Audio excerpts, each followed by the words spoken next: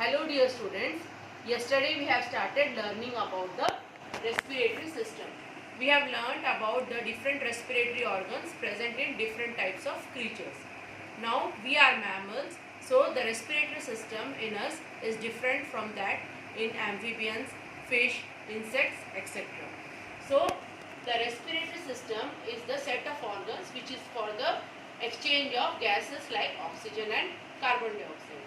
And we have also learned the integrated system of organs in the respiratory system. Integrated system मतलब कौन से organs मिलकर पूरा respiratory system बन रहा है, जहाँ पे हमने देखा था nasal passages, larynx, trachea, bronchial tubes and lungs. All these together constitute the respiratory system in the humans. Then external and internal respiration. External respiration is the exchange of gases, that is carbon dioxide and oxygen, between the body and the outside environment. And internal respiration is the oxygen is reaching inside the cell and there is respiration process inside the cell, and from inside the cell carbon dioxide is coming again to the external environment. यहाँ पे क्या है, just gases exchange के बारे में हम बता रहे हैं, और इंटरनल रेस्पिरेशन में क्या है, पूरा जो रेस्पिरेशन प्रोसेस हो रहा है उसके बारे में हम बोल रहे हैं. नेक्स्ट, हमने हमारे रेस्पिरेटरी सिस्टम में, ह्यूमन रेस्पिरेटरी सिस्टम में देखा था, we have a pair of lungs.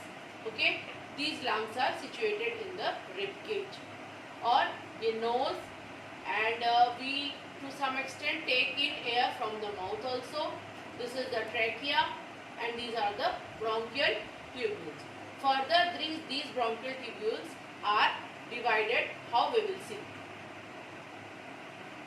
So these bronchial tubules have bronchioles which are having alveoli in them. Alveoli क्या है? These are the balloon like structure जहाँ पे ऑक्सीजन आकर store होता है. ये भी हमने पढ़ा था यहाँ तक. और ये जो लोअर लेयर है इसको हम डायफ्राम बोलते हैं. Okay, now what are the functions of the respiratory system. ये किस तरह से फंक्शन करता है. It supplies the body with oxygen and disposes of carbon dioxide. जब ऑक्सीजन सप्लाई करता है तो सेल्स ऑक्सीजन यूज करते हैं और कार्बन डाइऑक्साइड को रिलीज करते हैं. Filters the inspired air.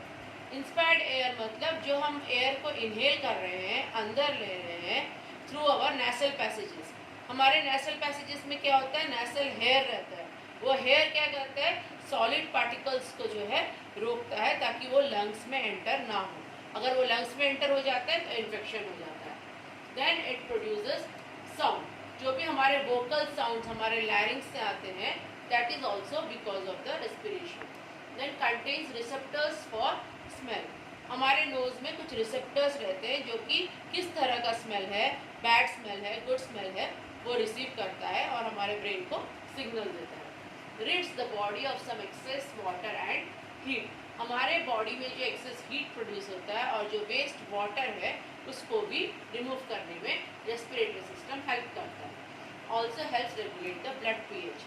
तो ब्लड का जो पीएच है उसको भी मेंटेन करता है क्या, respiratory system.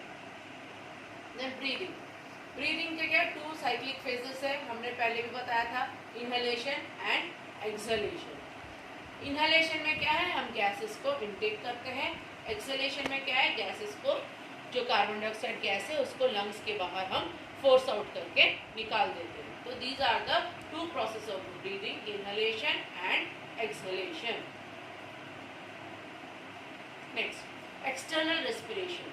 External respiration we have already seen that it is the exchange of gases into the body and then to the outside environment.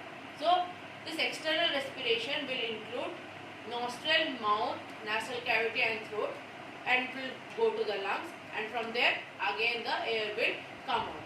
All part of the conductive portion of the respiratory system. These are all the parts of the respiratory system that will also help in conducting the external respiration. Internal में क्या, sales तक पहुँचेगा, उसके बाद का function बताना. External में सिर्फ गैसेस एक्सचेंज के बारे में बताना.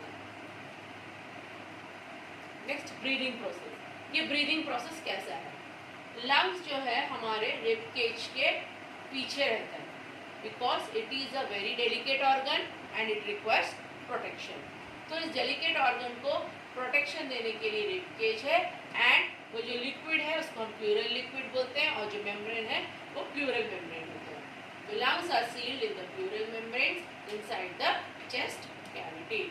At the bottom of the cavity is a large flat muscle known as diaphragm. ये जो flat muscle है इसको हम diaphragm बोलते हैं. ये diaphragm का रोल होता है जब when air is inhaled and when air is exhaled. तो ये diaphragm किस तरह से काम करता है हम देखेंगे. Now, during inhalation, the diaphragm contracts and the rib cage rises up. ठीक है, जब हम एयर को इनहेल कर रहे हैं, ठीक है, तब ये क्या होता है, डायफ्राम कॉन्ट्रैक्ट होता है.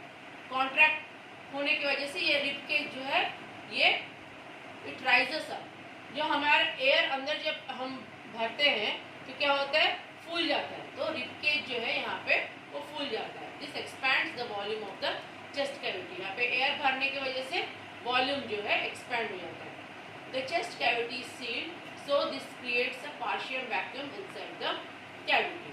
अब चेस्ट ये कॉन्ट्रैक्ट होने की वजह से जो क्या है, चेस्ट कैविटी सील हो जाता है और यहाँ पे थोड़ा सा पार्शियल वैक्यूम क्रिएट हो जाता है along with the air which we have inhaled. The atmospheric pressure fills the lungs as air rushes into the breathing passages. तो atmospheric pressure fills the lungs. Lungs में जो है एयर भर जाता है. कैसे, ब्रीदिंग पैसेजेस. ब्रीदिंग पैसेजेस क्या है, नॉस्ट्रल्स, नोज, दिस लैरिंग्स. यहाँ से जो है लंग्स में ब्रीदिंग पैसेजेस के थ्रू जाकर एयर भर जाता है और उस समय डायफ्राम कॉन्ट्रैक्ट होता है और ये chest cavity it will rise up. Next, exhalation. Often exhaling is a passive event. Passive event मतलब इसमें एनर्जी की जरूरत नहीं होती है, हमें जोर लगाना नहीं पड़ता है एक्सहेलेशन के समय जब हम एयर को बाहर छोड़ रहे हैं. When the rib cage lowers and the diaphragm relaxes. यहाँ पे क्या है, डायफ्राम जो है इनहेलेशन में क्या कॉन्ट्रैक्ट हो गया, यहाँ पे जो एक्सहेलेशन में जो है ये रिलैक्स हो जाएगा. ठीक है, डायफ्राम रिलैक्स हो जाएगा तो ये चेस्ट कैविटी में जो एयर था वो बाहर आ जाएगा. Carbon dioxide field air through the nasal passage बाहर आ जाएगा. तो चेस्ट कैविटी जो ऊपर की तरफ फुला हुआ था अब वो नीचे हो जाएगा. It will relax. So the pressure in the chest cavity is greater than the atmospheric pressure.